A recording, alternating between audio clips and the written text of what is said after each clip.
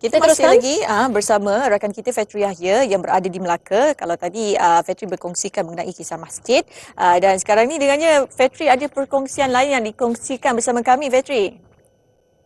Ya, terima kasih kepada Aning dan Marcila, dan saya masih lagi dalam keindahan ketenangan di Masjid Kampung Hulu ini, yang mana Tourism Melaka sangat membantu di samping pihak Insua, Perzim dan sebagainya. Juga tidak ketinggalan oleh Datuk Muhammad Jalani Khamis, Esko Pelancongan Warisan dan Kebudayaan.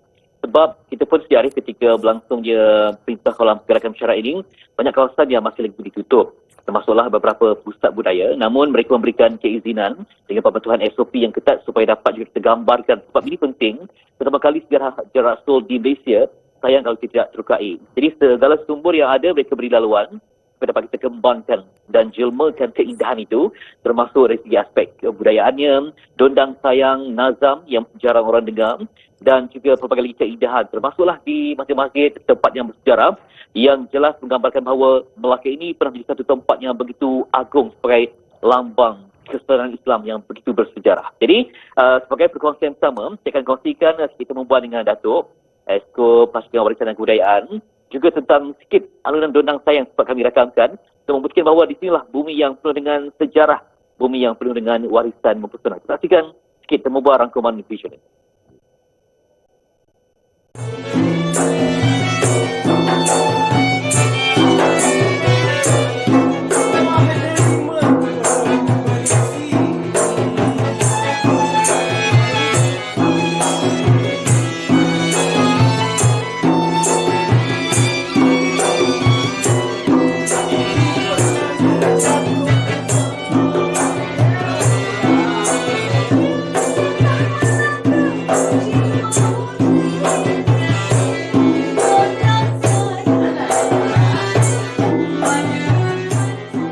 Datuk, Jejak Rasul kali ini buat pertama kalinya buat di Malaysia, dan kami yang terdiri lain ialah tentang Melaka, negeri yang sejarah dan juga amat penting untuk kita tahu bahawa di sini banyak berlakunya khazanah Islam yang hebat yang mungkin ramai tak tahu. Apa komen Datuk tentang usaha untuk kita dokumentasikan sejarah Islam di bumi Melaka? Secara dasarnya kalau kita nak lihat kan tentang jejak Rasul in particular, khusus daripada Rasulullah SAW sendiri, Melaka ni sebenarnya bukan komposisi yang selalu kita dengar, contohnya Baba, Nyonya, Palaikat, Melayu dan sebagainya. Sebenarnya Melaka ni ada sekurang-kurangnya 9 suku kaum. Melaka ada tak potensi untuk membangunkan pelancongan konsep Islami? Contohlah kita biasa dengan dondang sayang ke nazam ke, tapi intipatinya tentang Kesultanan Islam. Jadi banyak peluang yang mungkin dapat diperkembangkan. Yang sebenarnya pelancongan religi ataupun pelancongan Islam ini, pelancongan religion yang berunsurkan agama ni adalah salah satu daripada 13 subsektor pelancongan dalam negeri Melaka. Dan sebenarnya dalam Kota Melaka tu dulu pernah dikatakan tidak kurang daripada 50 masjid berada di Kota Melaka tu sendiri. Dalam Kota Melaka tu sendiri tidak kurang daripada 50 masjid. Yang kita Famuza punya pintu gerbang tu, dia memakai batu-batu masjid yang dirobohkan. Dan biasanya batu-batu masjid diambil daripada batu-batu pulau yang ada di sekitaran kita ni. Ada 11-13 pulau dan diambil daripada batu pulau dibuatkan masjid.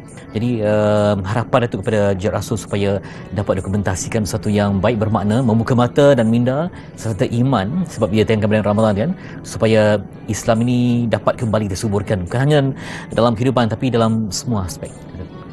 Sebenarnya saya ucap tahniah pada program Jejak Rasul ni, sebab saya dah nonton benda ni daripada saya dalam universiti tu. Meaning to say, secara tak langsungnya antum telah sustain yourself lebih 2 dekad. Tahniah pada Jejak Rasul TV3. Usaha ni masya-Allah. Saya doakan mendapat keberkatan berterusan insya-Allah taala. Dan biasa nak buat sesuatu tu ketika kita kena ingat firman Allah Taala, fasta'inu bis sabri wasalah. Ya, kita kena istiqamah dengan sabar dan solat. Macam-macam dugaan kali ni Covid pula. Jejak Rasul pun tak boleh pergi keluar negara. Ya, kroni tempat sebuah dalam negara, tetapi khazanah dalam negara ni pun sebenarnya banyak.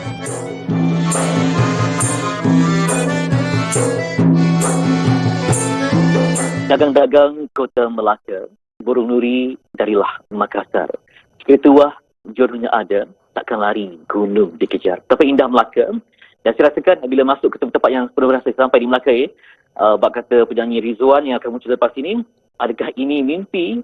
Sebab saya baru tahu banyak benda yang ya Allah selama ni tidak tahu, di mana contohnya Aning dan Marsila kan, ada macam gereja yang pernah didirikan selepas kita runtuhkan masjid. Rupanya pada masa itu ketika Portugis sampai, mereka meruntuhkan masjid, dibina gereja di situ. Masa itu, sebuah gereja itu masih lagi menghadap kiblat sehinggalah ke hari ini. Masya Jelas Allah. membuktikan bahawa sama betul-betul. Jadi saya rasa tak semua orang tahu sebab mereka ni bila mana datang ke Melaka, dia buang semua kali tapi tak dapat membunuh jiwa keislaman di bumi Melaka ini. Betul-betul.